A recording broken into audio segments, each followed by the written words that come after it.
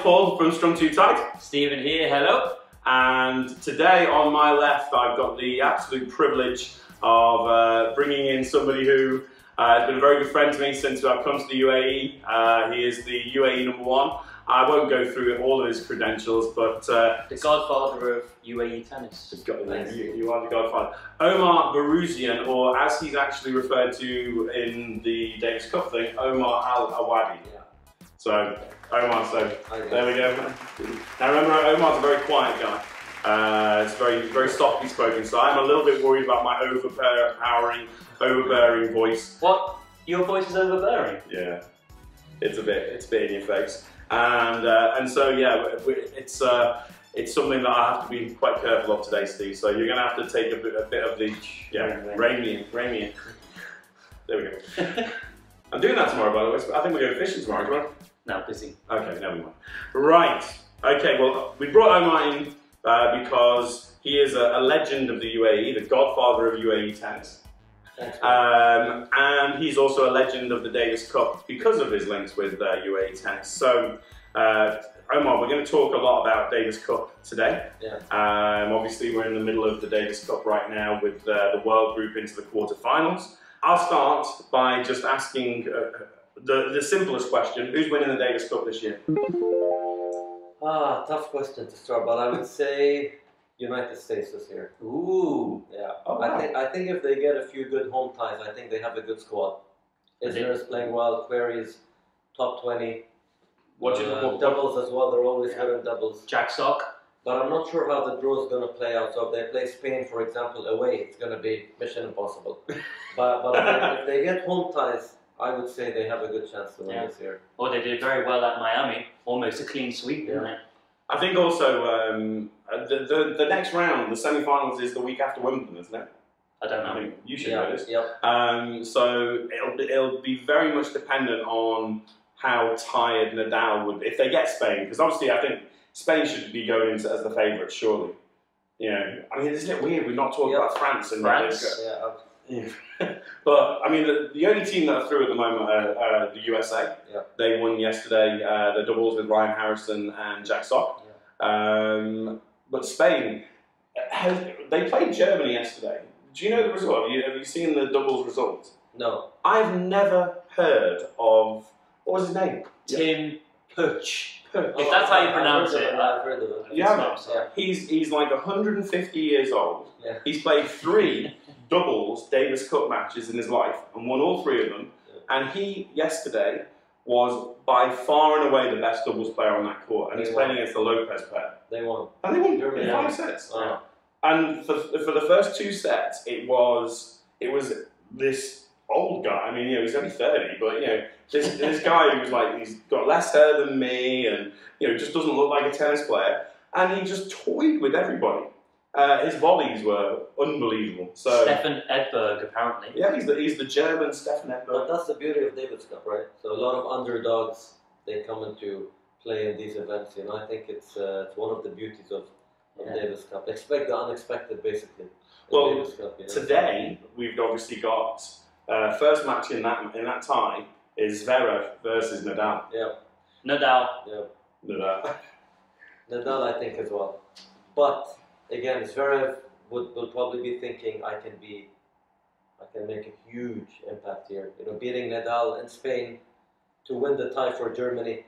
You know, a young kid. So it's going to be tough for Nadal. You know, I mean, obviously dealing with pressure is something he's done his whole career. So I don't think it's so much the pressure. It's more Zverev stepping up, you know, for his country. You know, I think it's going to be a huge match. I kind of have the opinion that because it's the 4th match, it's not the 5th match. I think Zverev's chances have improved because of that. Yeah, I think there's a little less pressure on sort of Nadal to play at full peak. So maybe Nadal might just go into the match a little bit more. Oh, I don't know how to. Right, hang on, let me get this right. Look, right. Zverev doesn't need to win the match because if he loses the match, it's still 2-2. So Nadal's going to go into that match being a little bit more sort of, I have to win this match. He won't change his mentality. Oh, Nadal. Yeah. He's an animal. No, I think it's more from Zverev's perspective. I think he's going to be thinking like, I have to win this match I think you're for right. Germany to win. Yeah. You know, because Kohlschreiber, I think against Federer, you never know what's going to happen. I don't think it's going to be Kohlschreiber Ferrer. I think they're going to bring in. I mean, it's Korea. Tim Perch. What I'm saying is, I think Spain are going to bring in. It should be Bautista Agut, He's or solid, isn't he? is Carreno Busta not in the team? I saw he's in the pictures. So is he just a non-playing member? Because he's been playing really well. Yeah, he's had a great run. So I mean, between Ferrer, Carreno Busta, and Bautista Agut, surely you'd put Bautista Agut or Carreno Busta in first. Ferrer's probably got the worst form of all of them. Yeah, but I would say all three on clay, I think, would be favourites against Kohlschreiber, just about. Yeah. Kohlschreiber is not bad on clay either, but I just think on clay. But Nadal as well, you know, these top players dealing with pressures when they're at their best. You know, he's going to relish this. I mean, it's a bit of pressure because if you lose a Spain or out, it's as simple as that, you know. But when you're Nadal, when you're Federer, you know, this is when you start to feel how important you are, you know. Well, speaking of important in Davis Cup terms, I don't know, most of you may not know some of Omar's records in Davis Cup. Paul, do you want to just highlight to the world why we call him the Godfather of UAE Tennis? Well, yeah, I mean, I think when I first came to the UAE, I hadn't realised the sort of history of the tennis side of things, and being introduced to Omar and just becoming friendly with him over the years has been quite a privilege and an honour. So knowing him the way I do, and knowing how humble the guy is as well, you know, I know that he'd be the last person. Look how awkward he is. He's like this. If it was me, I would be going mental. Okay, so the first record that he's in there for is Omar was the youngest ever winner of a live rubber in a Davis Cup match, aged almost 15. Almost 15. So 14. 14. Yeah. And so that was in what, 1964? Just about 1996. 1996. Okay, so that was, and who was that against? Jordan. Yeah. Right. Okay. And then two other records which are amazing, and I'm going to come back to something with Omar. He's currently third on the all-time wins behind Nastasi, not bad, and a guy from Italy called Spaghetti. No, Petro Ginelli. Yeah, that's you say it. Come on, I think that's you're the one that's trying to catch it. Bread and jelly or something. Okay, and then he's also second in the world record books for the all-time matches played, ties played, which I'm certain he's going to break that record. You've still got. Confident I will. Yeah. How many behind are you? Do you know? 7. 7. Sorry, 5 behind right now. If you didn't get injured in that, it's not the right time. But let me just say, as long as my situation with the team is okay, I'm pretty sure I'll break that, because I'm not going to be stopping tennis anytime soon. Good. It's just playing Davis Cup is a different. It's a team thing, so. And then the guy who's currently winning that is a guy from San Marino, which isn't really a country anyway. I don't know where that is. It's the same as the football team.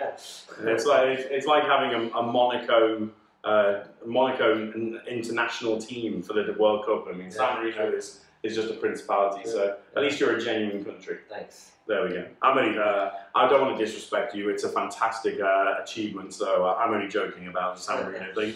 So probably get like, I don't know, 6 people saying that I'm some form of xenophobic. It's true, he is. Yeah. Question I'd like to ask, Omar, about your own personal experiences in the Davis Cup. Davis Cup is at a stage now where they're claiming they want to change the format, and they want to go to this 1 week long event at the end of the year after the ATP finals. For somebody who's been involved in it for so long, what's your thoughts on that? To be honest, I'm somewhere in the middle, I would say. I think from with my experience, we do what's happening right now. So it's 1 week, the teams gather around, and we play it 1 week, and then everything gets determined in that week. The only problem I have with that is that the home and away fan. I think that's the biggest thing about World Group and Davis Cup. I think the atmosphere is something unique. You know, you go to countries like Argentina, a lot of different countries, Australia, for example, you know, and I think that the passion of the home fans are something that you can only find in Davis Cup. You know, some of the historical moments, I think when Argentina, for example, won the Davis Cup at home, 90% because of the crowd, I would say. I think that's going to go away right now, because what they're trying to do is to have it all in one place. So, well, I don't know if they've chosen the location yet or not yet. Well, it's still on the sort of drawing board as to whether or not they're going to do it. So, for example, if you have 16 teams playing in one country, it's not going to be as passionate, is it? You're still going to have fans from the countries coming, but it's not going to be the same as a home and away tie. I know few people who are against it. Leighton Hewitt is one of the, I think, biggest players in Davis Cup. He's so passionate towards Australia, and he loves the home crowd. And, and I read a tweet the other day talking about how you know, the ITF have to stop thinking about money and think about the fans and stuff like that. So I'm not sure. I think I need to see how it happens for me to make a final decision on that. From a playing point of view, though, so we talk a lot about sort of scheduling, and obviously they're trying to find ways for the players. Would it not be easier to just have that 1 week and know that it's done? I don't agree that it should be at the end of the World Tour. That seems crazy to me. I'm sure they can find a week in the middle of the year to put this event on. But yeah, from a player's point of view, I think I think from a player's point of view, it's better in 1 week, to be honest. You know, but at the same time as well, you see like some countries like Belgium, Switzerland. You know, everyone wants to see Federer play Davis Cup, obviously. But at the same time, you find a lot of players like this German guy you mentioned, who I don't know his name. A lot of people make a name from themselves from Davis Cup. So I don't know, to be honest. If you have it in 1 week, would Federer play? I think again it depends on when the time is, how he feels. Same thing with Wawrinka, for example. I'm not sure how it's going to work out, but I don't know why they wanted to change it, because I think the system was okay. I think there's a match in February, a tie in April, and then after Wimbledon, like you mentioned, and then the final in September. I think it's okay every 2-3 months, a Davis Cup weekend. What do you think, Paul, about it? Do you know, Omar, I mean, it's something that I get really frustrated about. I've even posted on Instagram how much I love the Davis Cup, and it means a lot to me. And you know, obviously seeing the way you've played in it over the last sort of 6-7 years as well. It's just another example of where, for me, the authorities are bending over for the players, and it's a choice. At the end of the day, it's a choice. And in the last 10 years, Djokovic, Federer, Nadal, Murray have all won the Davis Cup. Now, I think that's fantastic. Going back to what you said about it being in one location, well, okay, let's, for argument's sake, put it in London. Okay, let's just put it in London. So you put it in London, and then what you're having is you're going to have all the neutral fans will support their normal favourite players, like Federer, like Nadal. So they you'll get teams that will have support based on just the player individually, instead of actually playing for the country. And one of the things that I think failed with the IPTL thing, if you remember, we hosted the IPTL for 2 years, is that I went to watch when we did it in Sheikh Hamdan's pool. They did the first one here in the pool, didn't they? Yeah. Not in the pool. And I was a huge, and I still am, a huge Sampras fan. But I wanted Federer's team to win, and it's like, who do you support? Because I want this guy, I love this guy, and I love this lady, but they're playing for that team, and the UAE Royals was kind of more Team Serbia and Croatia because of Djokovic and Silic and people like that. But I wanted to support the UAE Royals because I'm living in the UAE and I love the place. So I want to support them, but actually they're playing against Federer. So it just made everything more confusing. And I wasn't into it. I didn't like it in the slightest bit. Davis Cup, there's just no there's no fence, is there, to sit on. You know who you want to win. I think it's the only time I've seen Federer get booed. It's when I think he played in America one time. Yeah, they were pretty strong on him. So it's quite nice in a way to see that home pride. With regards to the players as well, another point I think is that yes, ITF are trying to make things easier for the players. But my point of view is that Davis Cup is once a year. So you're playing for your country. I mean, look, I know someone like Federer, he's put Switzerland on the map for sure. I'm not saying he owes his country. But if it's once a year, Andy Murray, for example, is very patriotic when it comes to Davis Cup. He loves playing Davis Cup. You know, and I respect him a lot for that. It's what, four weeks a year?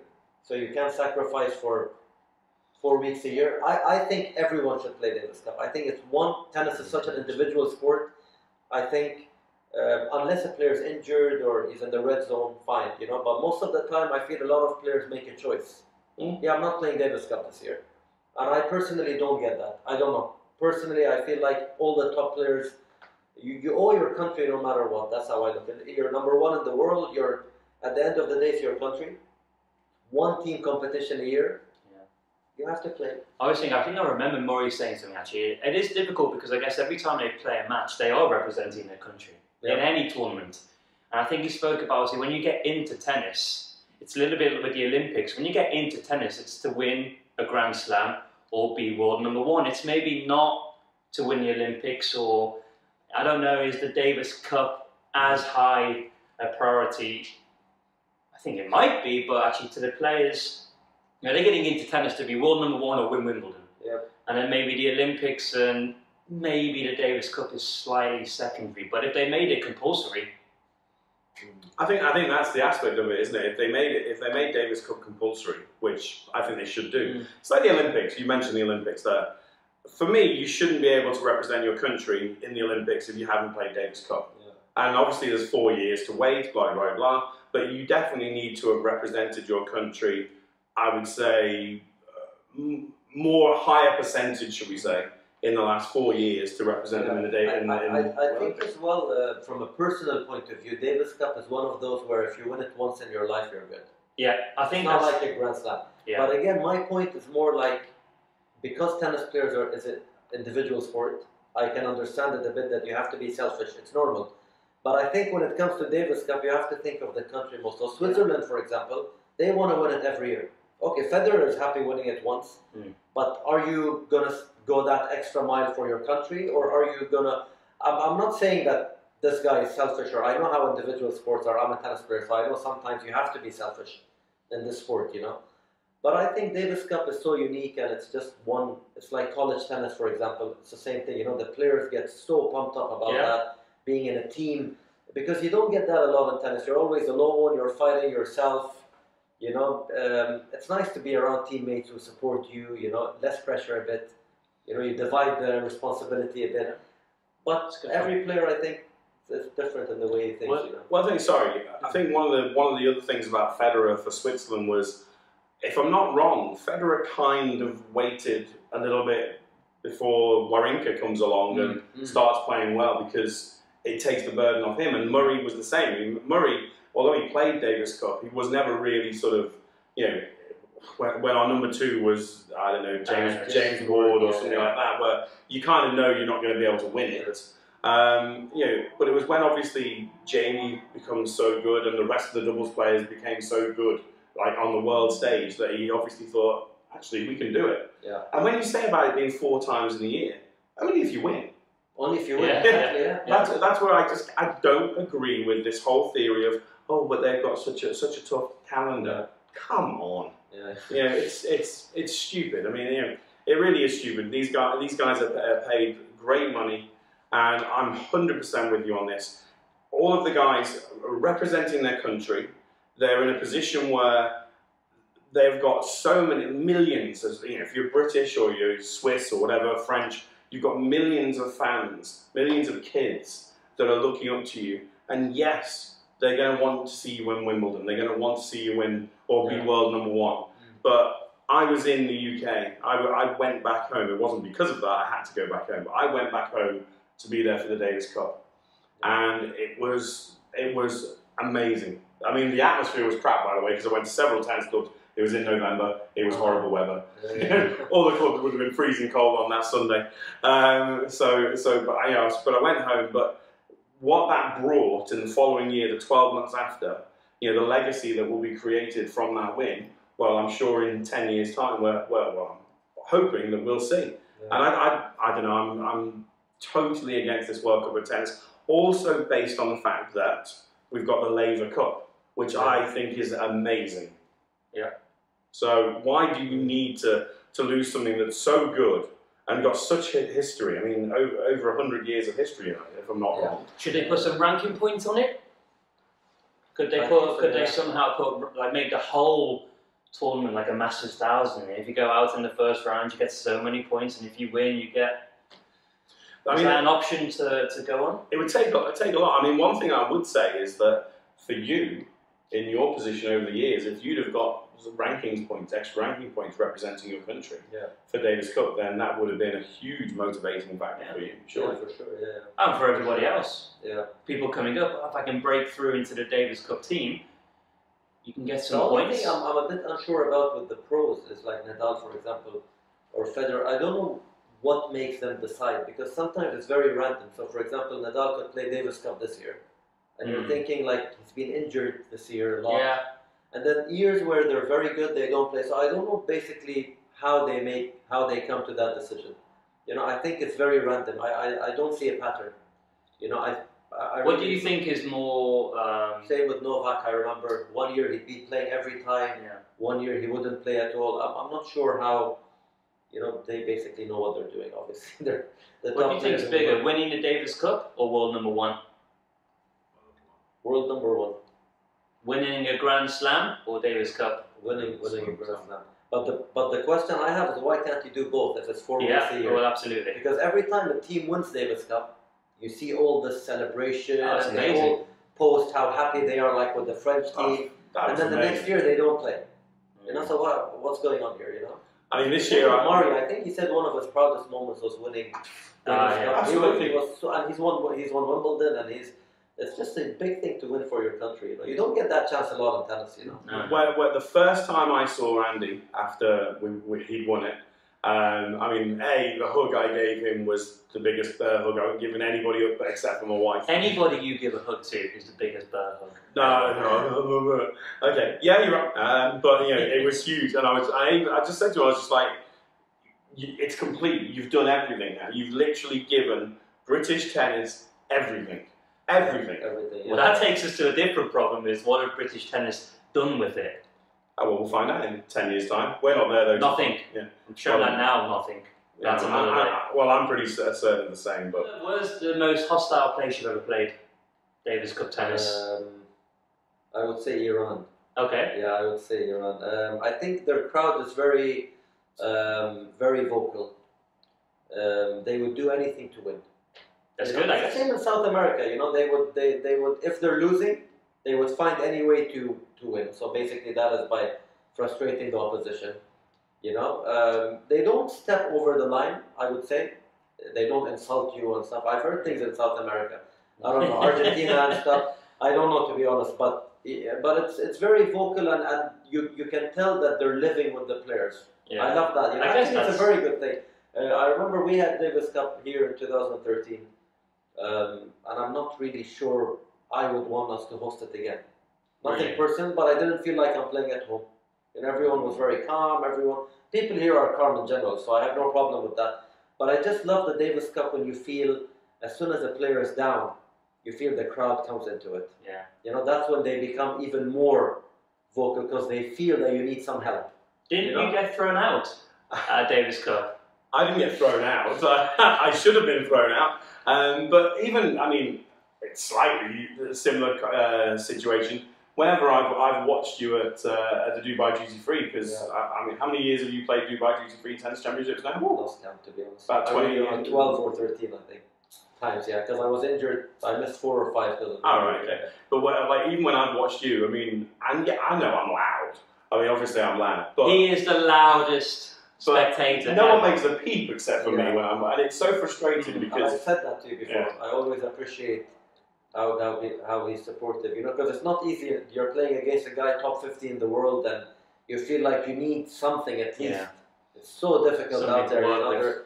And then Paul always, I remember against Chidinelli. I'll never forget that one. 5-2 up second set, and you were very vocal, I remember, yeah. So, but it's the same with the pros, not only Davis Cup. Federer, how many matches has he turned around in Grand Slams because of the fans. Yeah. I remember a lot of matches, so the fans play a huge part in France as well. In France they're a bit Davis Cup atmosphere, to be honest. They can be a bit rude. Oh. They can be a bit insulting in France. The French Open, Roland Garros, yeah. Even when I was a youngster, it's a very different culture, even France to the UK. I was teaching, these French exchange things where you go back and forth. So I was the tennis coach for the French guys that came over, and I was only 18 at the time, so I was nothing, no decent level, good club player, blah blah blah. And this young 13-year-old guy comes in and very cocky, very sort of, and they were like, oh, yeah, I think you will not beat him. And I was like, shut up. He's like this big. Was it Gasquet? Anyway, I didn't play him for a little bit. Then we got quite friendly. Played with him, just killed me. Then he says, oh yes, I am ranked number 13 in France. I was like, right, okay, no wonder. And so I took him to a tournament. So there was him playing, and his friends were there as well. And this is a little Mickey Mouse tournament pool in Chester. I've won it. Right? Have you? Yeah, I've won it. Okay, wow, we've actually done something in common. Doesn't say it. Brilliant. Won the same tournament as Paul Espy. Well, look, did you win the Parks? No, you didn't. Anyway, so they're playing, and he gets to the final. This guy, he beat the guy who I lost to. He beat comfortably, and then he got to the final. Anyway, in the final, he brought 3 or 4 little minions, so 3 or 4 little 13, 14-year-old French guys. Every single time the other guy made a mistake, it was like, whoa! I literally was doing this. Oh, God. I was thinking, I'm not with these guys. I'm booing double faults, clapping double faults and everything like this. I like that. I think that's terrible. I like that. I think it's good. Well, that actually, Stephen, we'll come into that because we're gonna do several posts over the next few days. Because we've got Omar here, we're going to use his knowledge and his experience and everything. And one of the things that we're going to discuss is involvement outside the match, because that's become a huge topic recently. Somebody's actually written in and asked me to discuss that one. So let me just think. Have we touched on everything we wanted to touch on with the Davis Cup? I think Davis Cup, yeah. I mean, obviously, it's pretty clear we all love the Davis Cup. We definitely don't want to lose it to a...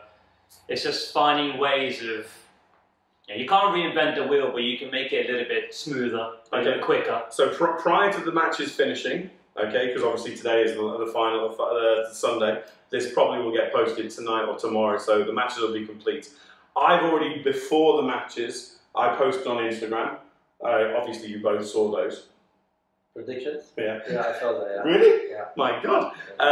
So I put my predictions on Instagram, you obviously didn't. Because you disappear, obviously. So I have to work. So I'll say the time. You've got to give your thoughts. So France versus Italy. It's 2-1 at the moment. Who's 2-1? France. France are going to win. France are going to win. I would love Fognini to do something. I love Fognini. I think Fognini's going to win, by the way.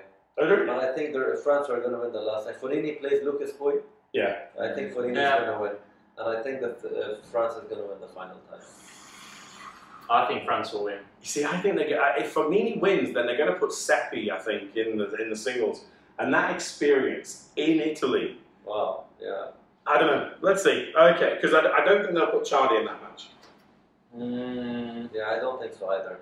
So second match was where you hang on, just to confirm. You're saying France. You're saying France. I'll just be difficult and I'll make it controversial and say Italy are going to come out. You never support France. What's going on? He's had a lot of heat recently about the French. What heat? We've got talking about France, saying underachievers, getting rid of the French Open. That was you. Okay, but yeah, the French. Kareem, I think, on Facebook asked that question. It's Tunisian. And I was like, well, no. Kareem on your Facebook said about who was the biggest underachiever. He was like, oh, I think the French. And I was like, I did say the whole French thing, but never mind. Right. So the next one, Spain versus. Actually, no. Let's go Croatia versus Kazakhstan. Croatia. It's 2-1 at the moment to Croatia. I can't see Croatia losing that match. So yeah, that's an easy one. And then Spain versus Germany. I'm Spain. Nadal's going to beat Zverev. That's a tough one. Is Nadal going to beat Zverev? Because I would say Spain, but I wouldn't be shocked if Zverev pulls it off. I know on clay it's mission impossible, but I think as a youngster, I think this is a match where he's going to really be looking forward to. You think he might be a little bit tired? He has nothing to lose, Zverev, I think. In the tennis world, I put this question on Facebook recently. In the tennis world, can you imagine anything more daunting than playing Nadal on clay?